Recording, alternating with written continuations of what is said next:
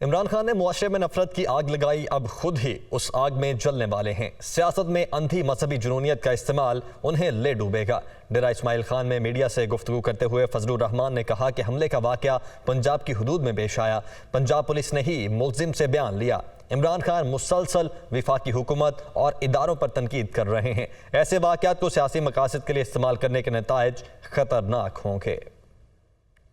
عمران خان صاحب پتہ نہیں کس کے مشورے سے، جبکہ وہ نہ مذہب کو جانتا ہے، نہ اس کے پاس کوئی مذہبی تعلیم ہے، اور ہر بات میں مذہب کا ٹچ دو اور مذہب کا ٹچ دو، اور اس ٹچ میں وہ جب آپ لاعلم ہیں شریعت کے حوالے سے، تو معاشرے میں ایک مذہبی جنونیت کی طرف آپ نوجوانوں کو لے گئے، اور آج آپ خود اسی جنونیت کے ہاتھوں جو ہے وہ جل بن رہے ہیں، اور آپ کو بھی نقصان ہو رہا ہے اس کا۔ اپنی ناکامی کو چھپانے کے لیے اب اس پر سیاست کر رہے ہیں کہ جناب وزیر اعظم اور پھر رانا ثناء اللہ صاحب اور ان کا نام لے کر، تو میں تو یہ سمجھتا ہوں کہ اس پر بھی جے آئی ٹی بننی چاہیے، اس کی بھی تفتیش ہونی چاہیے، اور اگر یہ دعویٰ جھوٹا نکلتا ہے تو اس کے خلاف قانونی کارروائی ہونی چاہیے۔ جبکہ وفاقی وزیر اطلاعات مریم اورنگزیب نے عمران خان کے تمام الزامات جھوٹے قرار دے دیے۔ ان کا کہنا تھا کہ 3 لوگ استعفیٰ کیوں دیں، ان کا تفتیش سے کیا تعلق ہے، پنجاب کا قانون ان کے کہنے پر نہیں چلے گا، جہاں سے جی چاہتا ہے انکوائری کروائیں۔ ان کا مقصد الیکشن کروانا نہیں، انتشار پھیلانا ہے۔ لوگ خطرناک کھیل کا حصہ نہ بنیں۔ لوگ پوری انتظامیہ تمہاری، خیبر پختونخوا میں تمہاری حکومت، تم کیوں نہیں اسکاٹ لینڈ یارڈ کو بلاتے اور تحقیقات کرواتے؟ شہباز شریف کا تعلق کیا ہے اس تحقیقات سے؟ رانا ثناء اللہ کا تعلق کیا ہے؟ آج سب سے بڑا اعلان لانگ مارچ ختم ہونے کا اعلان تھا، کل سب سے بڑا اعلان 10 ماہ کے بعد الیکشن ہونے کا اعلان تھا جو عمران خان نے کیا۔ تم باتیں کیا کرتے ہو؟ تم دوسروں کے استعفوں کی باتیں کرتے ہو؟ تمہیں شرم آنی چاہیے۔ پنجاب حکومت کو چاہیے کہ فوری طور کے اوپر قانون کے مطابق، اس کی خواہش کے مطابق نہیں، اس کی تحقیقات ہونی چاہیے۔ تمہیں یہ 3 استعفے مانگ رہے ہو نا کیونکہ تمہارا مقصد ملک کے اندر الیکشن کرانا نہیں ہے، تمہارا مقصد ملک کے اندر انتشار پھیلانا ہے۔ اتنا بڑا الزام لگا رہے ہیں، اتنی بڑی بات کر رہے ہیں، اتنی بڑی انہوں نے پوری کہانی گڑھی ہے، تو جو مقدمہ جو ان پہ قاتلانہ حملہ ہوا ہے اس کی FIR تو کٹوائیں۔ حقائق کے اوپر پنجاب کا قانون چلے گا اور اس کی تحقیقات ہوں گی، اور عمران خان کی جہاں مرضی ہو تحقیقات کرائے، لیکن اس تحقیقات میں پھر پیش ضرور ہو۔ اس انویسٹیگیشن سے شہباز شریف کا، رانا ثناء اللہ کا اور ادارے کا کوئی تعلق نہیں، یہاں تک کہ جو تم نے JIT بنائی ہے اس میں سے بھی اس کو انڈیپینڈنٹ رکھنے کے لیے تمہارے اپنے پنجاب کے لوگ اس میں شامل ہیں، اور لوگوں کو بھی چاہیے کہ ان کے خطرناک کھیل کا حصہ نہ بنیں، ملک دشمنی نہ کریں۔ چیئرمین تحریک انصاف عمران خان کا شوکت خانم میں تیسرے روز بھی علاج جاری ہے۔ 4 رکنی میڈیکل بورڈ طبی معائنے کے بعد عمران خان کو ہاسپٹل سے ڈسچارج کیے جانے کا فیصلہ کرے گا۔ اسی حوالے سے ہمارے ساتھ ہمارے رپورٹر سلمان طارق موجود ہیں۔ سلمان، بتائے گا اس وقت عمران خان کی حالت کیسی ہے اور آج کتنے فیصد چانسز ہیں کہ انہیں ڈسچارج کر دیا جائے گا؟ جی، شوکت خانم ہسپتال میں چیئرمین PTI عمران خان جو ہے وہ آج تیسرے روز بھی زیر علاج ہیں۔ گزشتہ روز ہی جو میڈیکل بورڈ ہے ان کی جانب سے جو ہے وہ تمام رپورٹس کو بخش قرار دے دیا گیا تھا عمران خان کی، اور اس حوالے سے آج بھی میڈیکل بورڈ جو ہے وہ طبی معائنہ اپنا مکمل کرنے کے بعد جو ہے وہ اس فیصلے تک پہنچے گا کہ آج جو ہے وہ عمران خان کو ڈسچارج کرنا ہے یا نہیں کرنا۔ تاہم جو ذرائع میڈیکل بورڈ ہے وہ بتاتے ہیں کہ جی عمران خان کو 2 ہفتے کا آرام کا مشورہ دیا گیا ہے، اور آج مزید کچھ ٹیسٹ بھی کیے جائیں گے جس کی بنیاد پہ جو ہے وہ فیصلہ کیا جائے گا کہ آج عمران خان کو جو ہے وہ ڈسچارج کیا جائے گا۔ امکان یہی ظاہر کیا جا رہا ہے کہ آج عمران خان شوکت خانم ہسپتال سے ڈسچارج ہو جائے گے۔ اور اس کے ساتھ ساتھ میں بتاتا چلوں کہ 3 روز سے ہی یہاں پر عیادت کا سلسلہ جاری ہے۔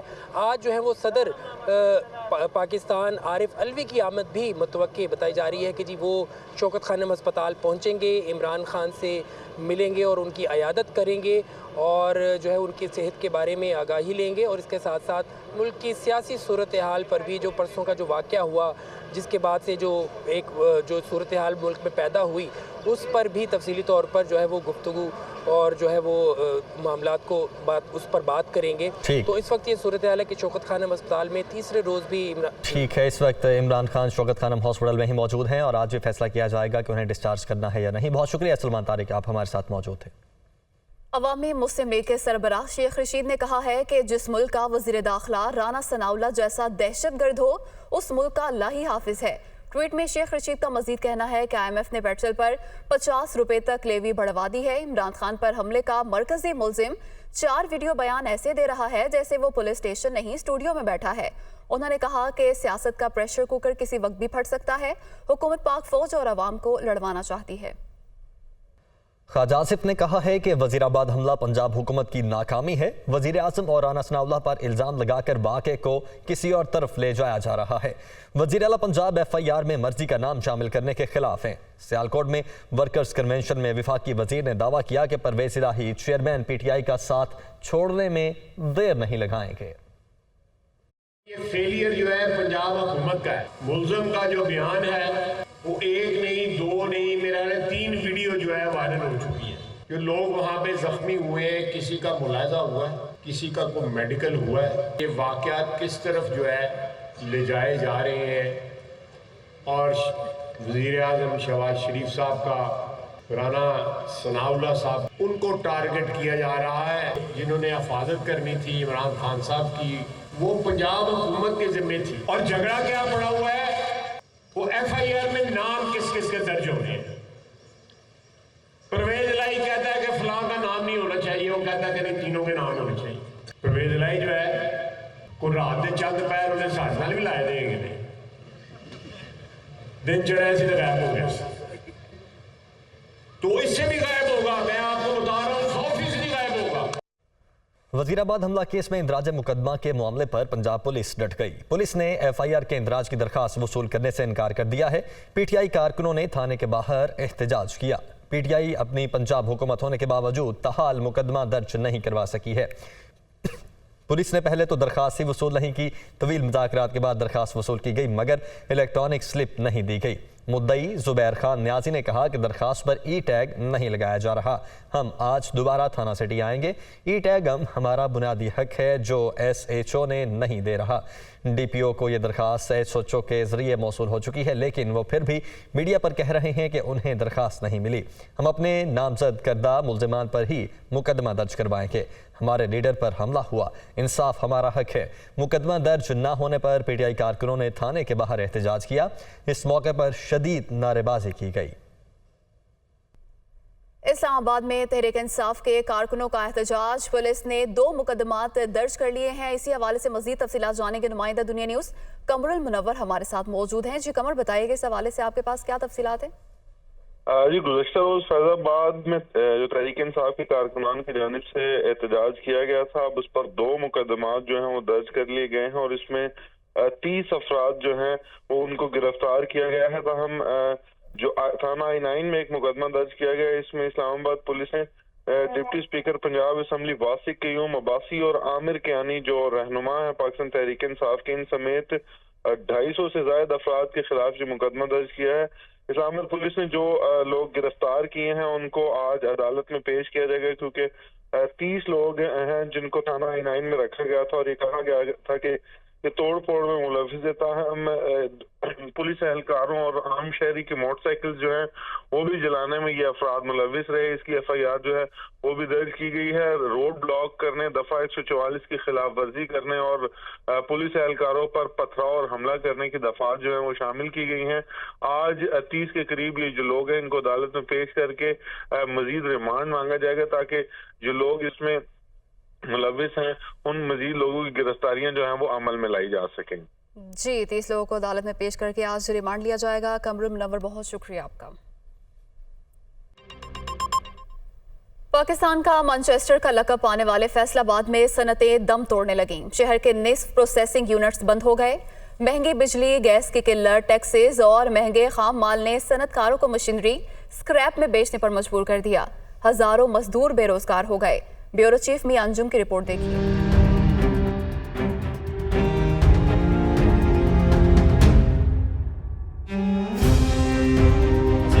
ਬਿੱਲ ਕਿੱਥੋਂ ਦਈਏ, ਗੈਸ ਦਾ ਕਿੱਥੋਂ ਦਈਏ, ਮਕਾਨ ਦਾ ਕਿਰਾਇਆ ਕਿੱਥੋਂ ਦਈਏ ਤੇ ਬੱਚੇ ਦੀ ਤਾਲੀਮ ਕਿੱਥੋਂ ਪੂਰੀ ਕਰੀਏ जनाब। ये है फैसलाबाद का रिहायशी मोहम्मद असलम, जो गुज़श्ता 2 दहाइयों से प्रोसेसिंग मिल में मेहनत मजदूरी करके बच्चों का पेट पाल रहा था। काम बंद होने से सनतकार मशीनें कबाड़ में फ़रोख्त करने पर मजबूर हुए तो आज मोहम्मद असलम 2 वक्त की रोटी के लिए इन्हीं मशीनों को अपने हाथ से तोड़ने पर मजबूर है, जिन मशीनों के साथ उसका रिज्क वाबस्ता था। 25-30 ਸਾਲ ਤੋਂ ਇਸ ਫੈਕਟਰੀ 'ਚ ਅਸੀਂ ਕੰਮ ਕਰ ਰਹੇ ਹਾਂ, ਠੀਕ ਆ।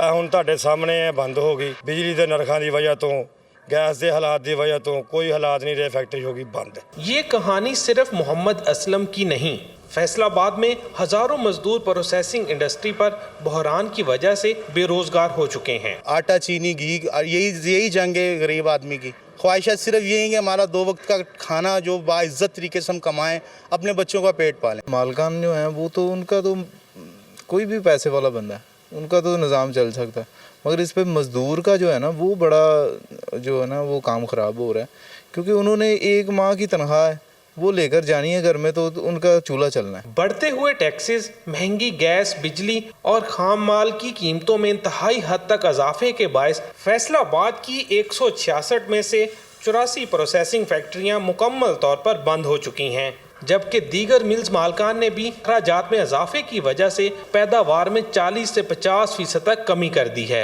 प्रोसेसिंग यूनिट बंद होने से मशीनों पर काम करने वाले तो बेरोजगार हुए हैं, उसके साथ साथ बिलवास्ता तौर पर बेरोजगार होने वालों की तादाद भी हज़ारों में है, जिसमें ट्रांसपोर्ट, सेल्स और दीगर शोबे शामिल हैं। प्रोसेसिंग के हालात नहीं, लोगों के भी यही हालात हैं, लोग भी टूट कर बिक रही है, साइजिंग के भी यही हालात है, हमारे प्रोसेसिंग के भी यही हालात है। 50% चल रहे हैं, मैं आपको बता दूं वो भी तकरीबन वेंटिलेटर पर है। सनती शहर की लाखों वीविंग फैक्ट्रियों से बनने वाला कोरा कपड़ा प्रोसेसिंग मिलों में डाइंग और प्रिंटिंग के बाद मुकम्मल तैयार होकर मुल्क भर की मार्केटों में पहुंचता है।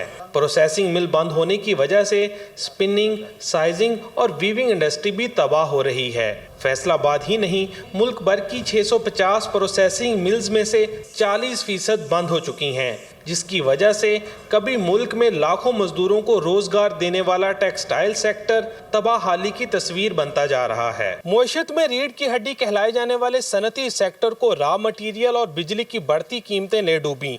अगर मुआशी बदहाली को कंट्रोल ना किया गया तो मजदूरों समेत मालकान के भी चूल्हे ठंडे पड़ जाएंगे। कैमरामैन सदाम अली के साथ मियां अंजुम, दुनिया न्यूज़, फैसलाबाद। मुल्तान समेत जनूबी पंजाब में डेंगू से अब तक 6 अमवात हो चुकी हैं। पॉजिटिव केसेस की तादाद 1466 हो गई है। महकमा सेहत ने तालीमी इदारों में मुहिम के साथ साथ आगाही वॉक भी शुरू कर दी है।